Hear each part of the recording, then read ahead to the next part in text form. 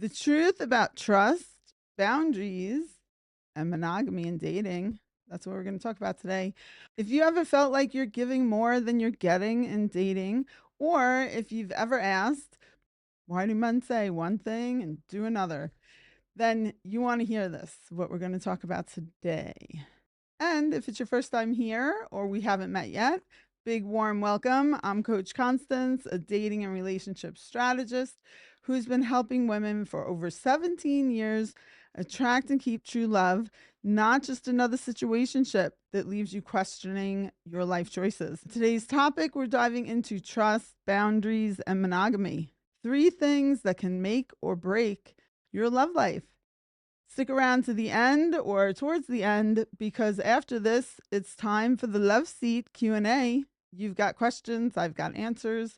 All right, let's go. The number one lie that keeps you stuck in the wrong relationships. Let's talk about that. If you've ever been told, just trust me, and it felt off, this is for you. You know, I don't like that trust word. We want to clear something up. Trust is not given, it's earned. And a wise woman once told me, trust is a projection of perfection on a finite, fallible human being. Translation, when we trust too quickly, we assume someone will never fail us. But reality check, people build trustworthy records over time in either one direction or the other. And that includes us.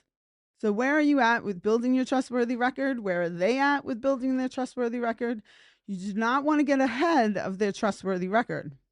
So pay attention to patterns, not promises. If he says, you can trust me, but disappears for days, nope. If he says, I would never lie, but you catch inconsistencies, no again. If he's consistently following through, is honest, and keeps his agreements, that's trust being built. Don't rush or rationalize. Experience the person.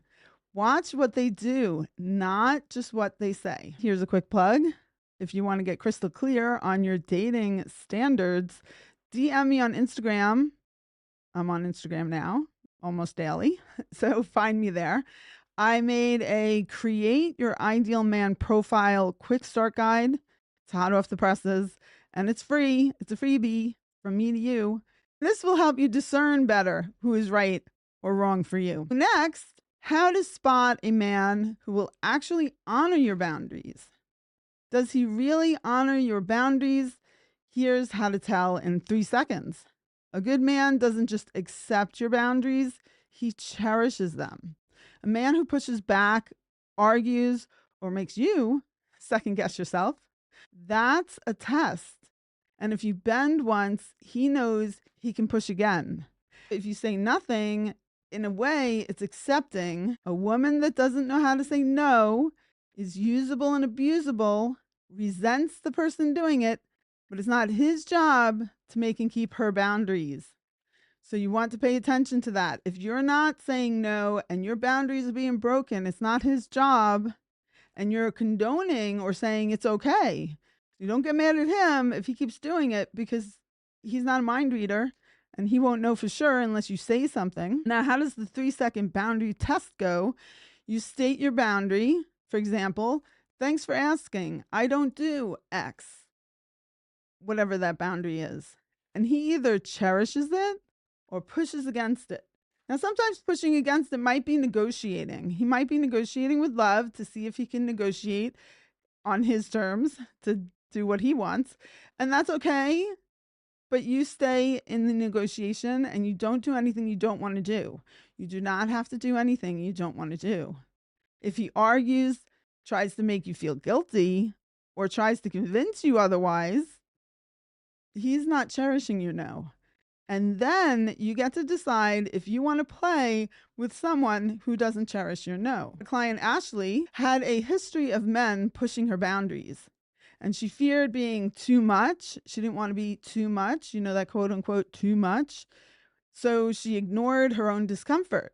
Sometimes we do that out of fear too. We have fear they may leave, fear of abandonment, and then we ignore our own discomfort. The moment she started standing firm on her boundaries everything changed. A man asked her out. She made and kept her boundaries, and he listened, cherished her, and didn't no games, no testing, just clear, open communication and love. And here's the best part: 5 years later, they're still going strong, and she's never been happier. If you want to get clear on what you will and won't accept, hot off the presses, the Create Your Ideal Man profile, quick start guide. Third, why you shouldn't be monogamous until you're engaged. Now, this is a controversial one. Monogamy is a boundary. You want to know your decisions around that prior to being in the lion's den and negotiating when things are hot. You want to think about being monogamous when you're engaged or before that. Think of what you're wanting. Think of the highest price tags. And it helps to really get clear on this. Get clear on those price tags. And you may be surprised with what you're not comfortable with, what you are comfortable with. One of the things I find is people think exclusivity and monogamy are the same thing. They're actually not. There's subtle differences. And to get really clear on the subtle differences helps with figuring out where you're at and figuring out what you want to negotiate for yourself. So most women think we're exclusive, quote unquote, means he's committed. Well, that's not exactly the case. A lot of times, a trap. Exclusivity is not the same as monogamy. And I'll break it down. Exclusivity, I'm only seeing you for now, is more temporal. Temporary? More temporary. No real commitment. It's easy for them to be exclusive. They have all the time in the world. It's super expensive for the feminine to be exclusive. It's politically incorrect to say, but scientifically accurate. We have a shelf life. The feminine has a shelf life. The deals we're getting today are very different than the deals we got when we were 23. We're not necessarily got, but we're offered. A lot of us didn't even know how to negotiate for ourselves. That's one of the things we're learning here, how to negotiate for ourselves. So the deals and offers we're getting today are different from when we were 23. You want to think about that and think really clearly about what you're agreeing to. Monogamy, I'm committed to building a future with you. It's long-term intentional. What are their long-term plans for you? Is it exclusivity or is it monogamy? Exclusivity, temporary, no real commitment. Monogamy, I'm committed to building a future with you. A man can be exclusive with you, but still unsure about his future with you. That's why I say, do not be monogamous unless you're engaged. The feminine marries with their bodies. When we're together with them and they're getting quote unquote in, that idea of in, as in having intercourse with them, we marry with our bodies. So we're technically showing up, giving them a free wife, and we're married while they're still making decisions. The masculine bonds and commits with signing agreements and financially. Therefore, they're still thinking about it and you're committed. So we want to look at that and not turn the table, because also that's turning the table on them. We're now taking control of the relationship, or think we are.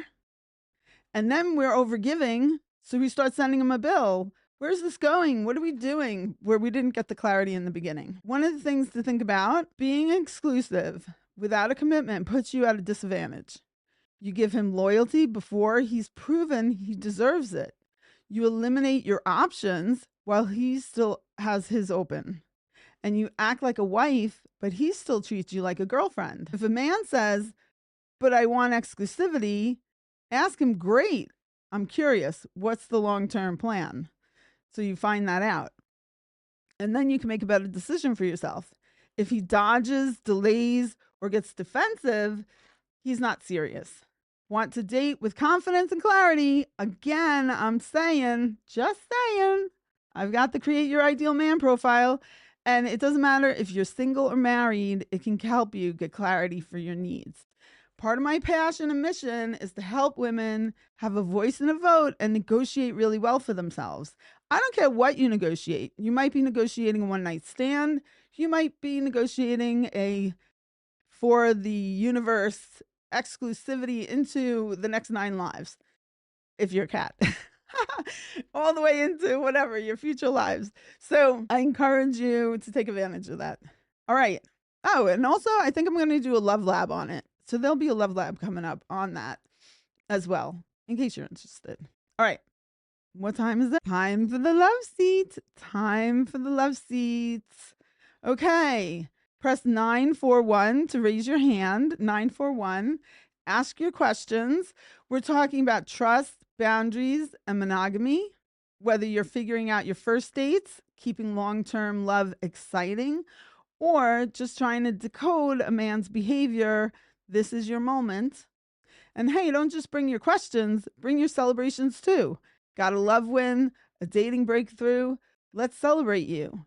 This is your time, not mine. And if you do have something pressing that you do want to talk about that's off topic, you're welcome to raise your hand for that as well. So let's see. Here's a question. How long should I hang out with them? Do I tell them that I'm moving in the direction of marriage?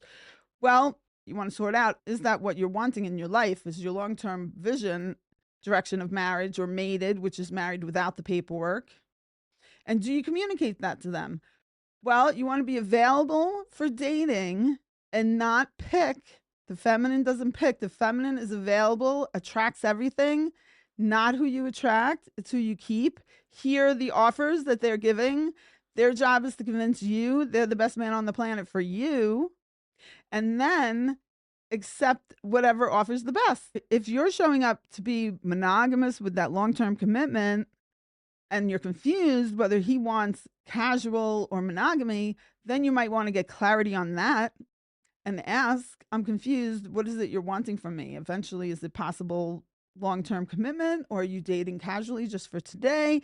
Maybe it's a situationship. Maybe it's friends with benefits, no judgment. However, you're looking for, are you compatible? And you're not hyper focused on the one person. Many men are dating you and courting you. So you get to not hyper focus and try to flip or change them. Okay. So being honest is good. Being connected to what feels good to you is good. And there is hope. You just don't want to focus in on somebody that might end up not being your.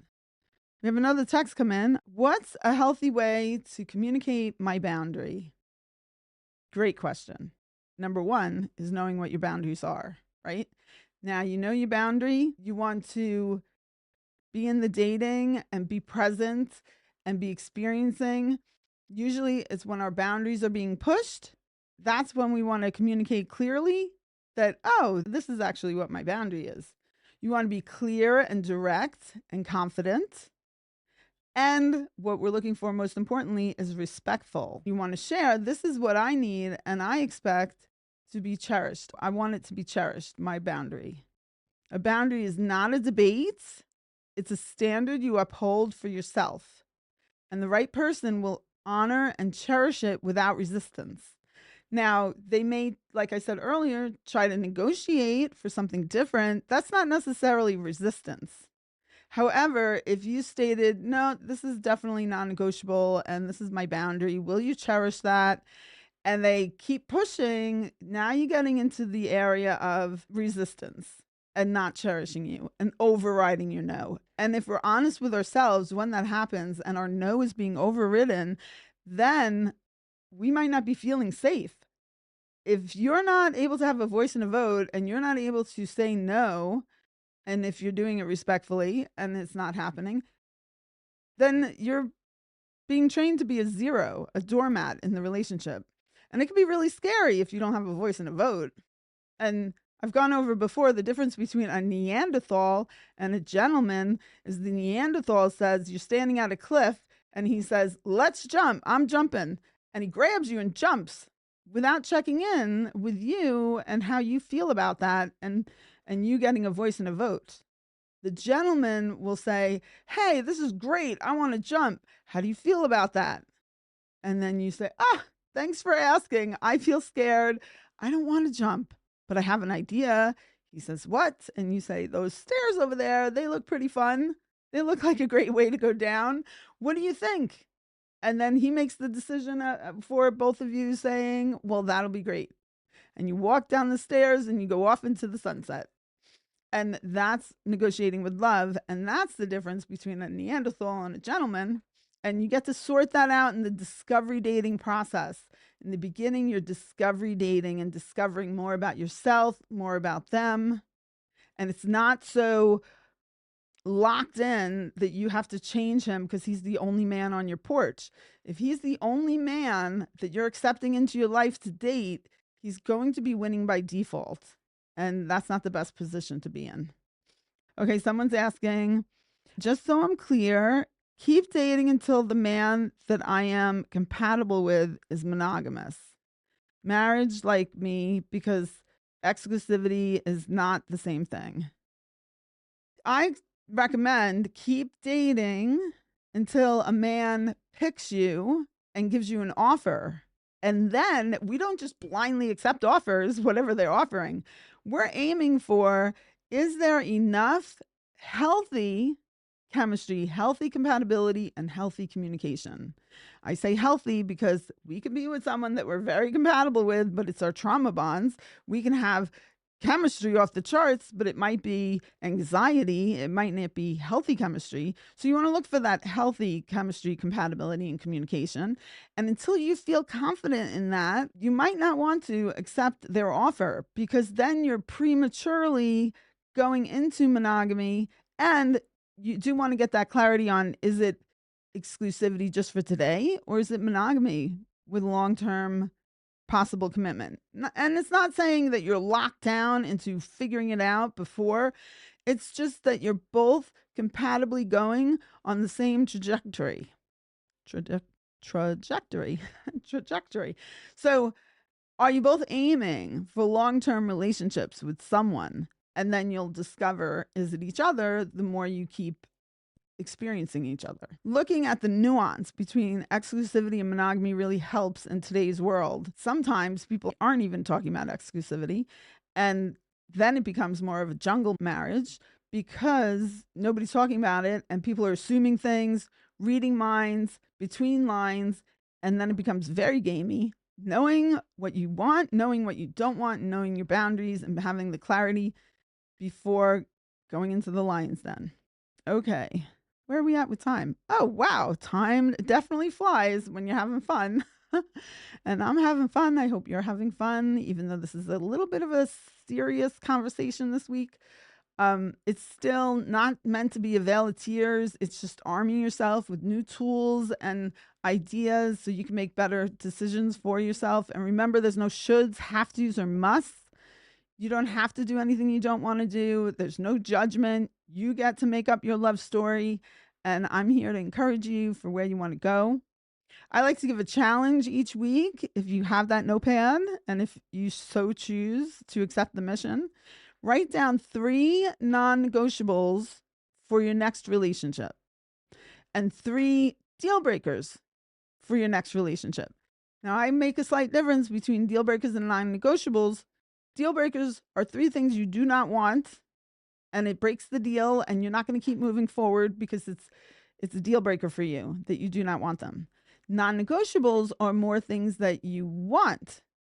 What is it you want that you're not really willing to, or not really, but you don't want to continue the relationship if that's not there? Such as you want children and he doesn't. That might be a non-negotiable for you.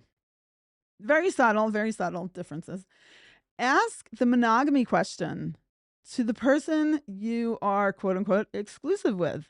Now, you may be using the monogamy word, but it's good to get clarity because in today's world, a lot of people have different definitions for a lot of words. So just to get clarity that you're on the same page as to what monogamy means, DM me on socials. I want to stay connected and hear your journeys and hear your wins. I'm on all socials at Coach Constance, and follow me, subscribe to me. I'm building my YouTube as well. And there'll be daily dating and relationship tips to hopefully keep you connected and going for where you want to go. And if you're ready to attract the right man and stop wasting time on the wrong ones, DM me for your free Create Your Ideal Man Quick Start Guide. Let's get you dating with clarity and confidence. And remember, I'll see you next Tuesday for another Coffee with Coach Constance. Flirt, have fun, and own your love story. So do this. Like, follow, and share. Happy flirting. Until next time, I'm sending you love, love, love.